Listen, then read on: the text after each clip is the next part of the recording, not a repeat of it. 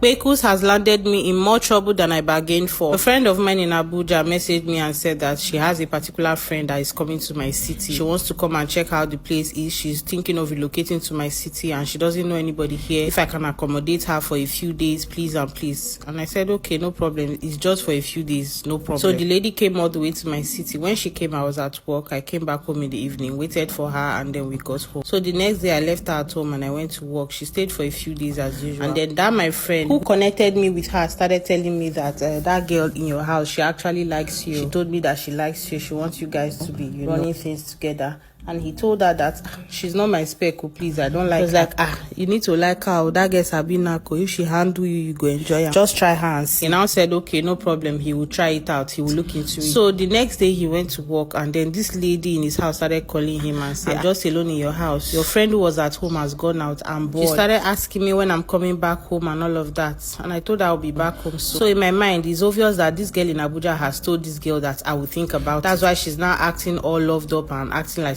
she's my girlfriend. When I got home that day, we were having a conversation. She was sitting on my bed and we just started talking. Before you knew it, she was touching my body. And got to do, I was wearing protective that day. I wore rubber, but during the action, the thing tore. So I pulled out immediately. I removed it and I just continued raw. And that was the biggest mistake I made. The next day, I noticed something in my manhood. It was strange. Immediately, I called my nurse and said, CCC, I had unprotected. And she told me to get some medications. I should calm down. I took some drugs. It didn't work. Took injections. It didn't work. I had to go and take agbo. Before you knew it, it started coming out like a boil. And it became an abscess to the extent that the thing burst. I had to start taking medications to dry it up and all of that. It became a struggle for me. I took different kinds of medications, even though the abscess dried up. But anytime I make love to a woman, it's as if 1,000 pins are choking my manhood. It is really scary. Whether I'm wearing protection or not, it's the same feeling I get. Right now, I cannot take any woman serious because sex is not even enjoyable to me anymore. So my nurse advised me to go and check up my sperm. I went to the hospital.